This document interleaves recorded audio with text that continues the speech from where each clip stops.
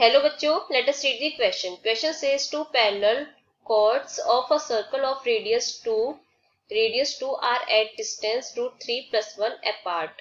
If the chords subtend at the center angle of pi by k and 2 pi by k, where k is greater than 0, then the value of box k, where note box k denotes the largest integer less than और equal to के। तो आइए सबसे पहले हम इसके लिए की कंसेप्ट को समझ लेते हैं। की कंसेप्ट, तो इसके लिए की कंसेप्ट क्या हो जाएगा हमारे पास, ए जैसे हमारे पास कोई क्वाड्रेटिक इक्वेशन है ax² + bx + c = 0, तो इसके रूट्स निकालने का फॉर्मूला क्या होता है, ये होता है x = -b ± b² -4ac upon में 2a। इसके अलावा हम यहाँ पे एक फॉर्मूला और पढ़ेंगे cos 2 थीटा का। तो cos 2 थीटा का फॉर्मूला क्या होता है, 2 cos² थीटा -1। और इसके अलावा cos थीटा की रेंज क्या होती है, cos थीटा की जो रेंज होती है वो -1 से लेके +1 तक होती है। तो हम इन्हीं तीनों चीजों का यूज करेंगे इस क्वेश्चन को सॉल्व करने के लिए।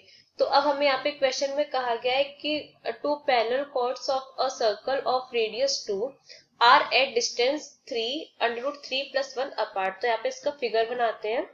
तो यहाँ पे हमें बोल रहा है कि ये एक सर्कल है रेडियस 2 का, तो इसमें दो पैरेलल कॉर्ड्स हैं। यहाँ पे हमने दोनों पैरेलल कॉर्ड्स ले लिए जिसकी कि ये डिस्टेंस हमें दे रखी है √3 + 1। यहाँ हम कहीं सेंटर ओ ले लेते हैं और जो इसकी रेडियस है यानी कि ये जो हो जाएगी, ये जो रेडियस सारी हो जाएंगी वो कितनी है, 2 के इक्वल है। इसे हम नाम दे देते हैं यहाँ पर a b c d और ये e और ये f। तो यहाँ पे हम कह सकते हैं कि OA = OB = OC = OD = किसके बराबर है, रेडियस के बराबर यानी कि 2 के इक्वल।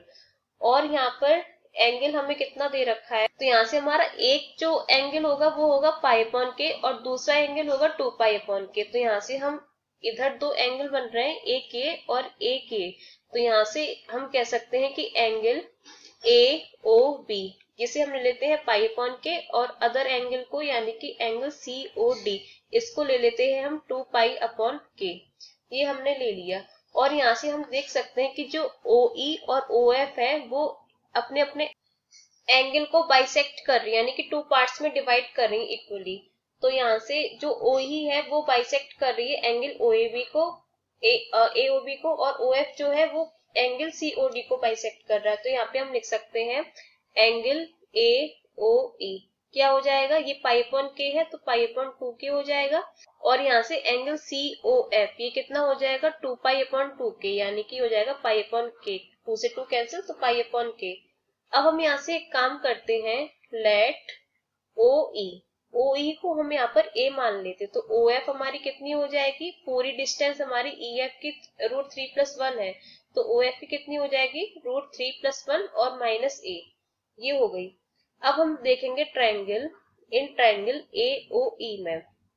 ट्रायंगल AOE ये हमारा राइट एंगल ट्रायंगल है, तो हम इसमें क्या लिख सकते हैं, cos थीटा की वैल्यू कितनी है, π/2k। तो cos थीटा यानी कि cos π/2k = क्या होता है, बेस अपॉन हाइपोटेन्यूस होता है। बेस क्या है इसका, OE है और हाइपोटेन्यूस क्या है, OA है। OE कितना है, OA की वैल्यू हो जाएगी 2, OA/2 ये आ गया। इसे हम कहते हैं इक्वेशन नंबर फर्स्ट। अब हम दूसरे वाले ट्रायंगल में देखेंगे इन ट्रायंगल COF। तो इसका एंगल क्या होगा, ये होगा cos π/k = base upon hypotenuse यानी कि OF/OC। तो यहाँ पे हो जाएगा OF की वैल्यू कितनी है, √3 + 1 -A/OC की वैल्यू कितनी है, 2। इसे हम कहते हैं इक्वेशन नंबर फर्स्ट। अब हम यहाँ से इक्वेशन नंबर फर्स्ट और सेकंड दोनों को ऐड कर देंगे। यहाँ से हम लिखते हैं equation first plus equation second. तो यहाँ से क्या हो जाएगा, ये हो जाएगा cos π/2k plus cos π/k = इससे आई थी हमारी a/2 आई थी, और cos pi upon k is equal to आया था हमारा √3+1 माइनस a अपॉन में 2, ये आया था। तो यहाँ से हम इसको सिंप्लीफाई करते हैं, तो यहाँ से let pi upon 2k is equal to theta. Pi upon 2k is equal to theta माना है, तो हमारा पाई अपॉन k कितना हो जाएगा, ये 2 थीटा के इक्वल हो जाएगा। तो यहाँ से ये क्या हो जाएगा, cos theta plus cos 2 theta is equal to a/2। यहाँ से हम इसको सिंप्लीफाई करेंगे तो a से ये हमारा कट जाएगा, तो कितना बचेगा, ये बचेगा √3+1/2, इतना बचेगा। यहाँ से हम एक काम करते हैं, cos 2 थीटा का फॉर्मूला ओपन कर देते हैं। तो cos 2 थीटा का फॉर्मूला क्या होता है, 2 cos square theta minus 1 is equal to √3+1/2। यहाँ से 2 cos square theta plus cos theta, 1 को उधर भेज देंगे, तो एलसीएम लेके जब इसे सॉल्व करेंगे, तो इसे जब सॉल्व करेंगे तो हमारा कितना आ जाएगा, ये आ जाएगा +1 उधर जाएगा, तो ये हमारा बनेगा √3+3/2। तो यहाँ से 2 cos square theta plus cos theta, ये हो जाएगा -√3+3/2 इज इक्वल टू 0। ये हमारा आ गया। तो यहाँ से हम एक काम करते हैं, ये हमारी यहाँ पे क्वाड्रेटिक इक्वेशन दिख रही है cos के टर्म्स में, तो यहाँ पे हम cos theta is equal to t मान लेते हैं। तो ये क्या दिखेगी, 2t² प्लस t, ये यहाँ से 2t² प्लस t और माइनस √3+3/2 इज इक्वल टू 0। तो अब हम यहाँ से t के रूट्स निकाल लेते हैं, तो क्या हो जाएगा, t इज इक्वल टू, हम यहाँ पे फॉर्मूला यूज करेंगे -b, यानी कि -1 प्लस -b² माइनस 4ac।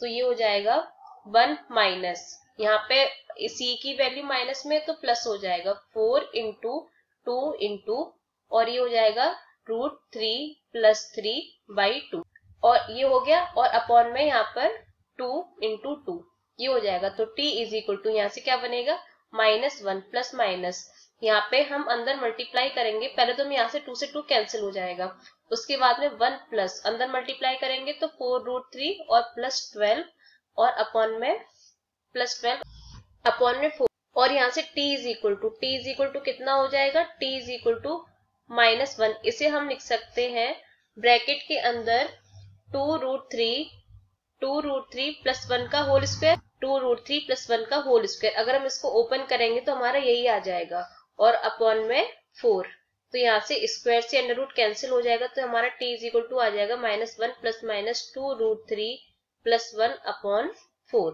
तो एक बार हम माइनस साइन लेंगे, एक बार हम प्लस साइन लेंगे, तो t इज इक्वल टू -1 प्लस 2√3+1/4। तो ये हमारा कितना आ जाएगा, ये आ जाएगा हमारा 2√3, तो ये 1 से 1 कैंसिल, और फिर 2 से ये 4 कैंसिल हो जाएगा 2 बार, तो यहाँ से हमारा आ जाएगा √3/2। और जब हम यहाँ से t नेगेटिव लेंगे तो क्या हो जाएगा, t इज इक्वल टू, ये हमारा बनेगा -1 -2√3 -1/4। तो यहाँ से t इज इक्वल टू आ जाएगा हमारा -2√3/4। तो यहाँ से हमारे पास t की 2 वैल्यू आ गई है, और पहली वैल्यू क्या आई थी, √3/2। तो यहाँ से हमें पता है जो t जो हमने माना था, t is equal to cos theta माना था, तो यानी कि ये जो रूट्स आए वो cos थीटा के आए हैं। और हमें एक बात पता है कि जो cos थीटा की रेंज होती है वो -1 से लेके +1 तक होती है। तो इसमें जो ये वाली वैल्यू है वो हमारी छोटी बैठेगी -1 से, तो यहाँ पे जो वैलिड वैल्यू होगी वो होगी ये। तो यानी कि जो cos थीटा आ जाएगा हमारा, वो कितना आ जाएगा, √3/2।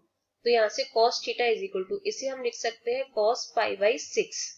तो थीटा इज इक्वल टू आ गया π/6, और हमने थीटा किसे माना था, तो यहाँ से हमने थीटा माना था π/2k को। तो यहाँ से हम लिखते हैं π/2k इज इक्वल टू π/6। तो पाई से पाई कैंसिल, और 2 से ये 6 3 बार कैंसिल, तो यहाँ से k की वैल्यू कितनी आ गई है, 3 आ गई है।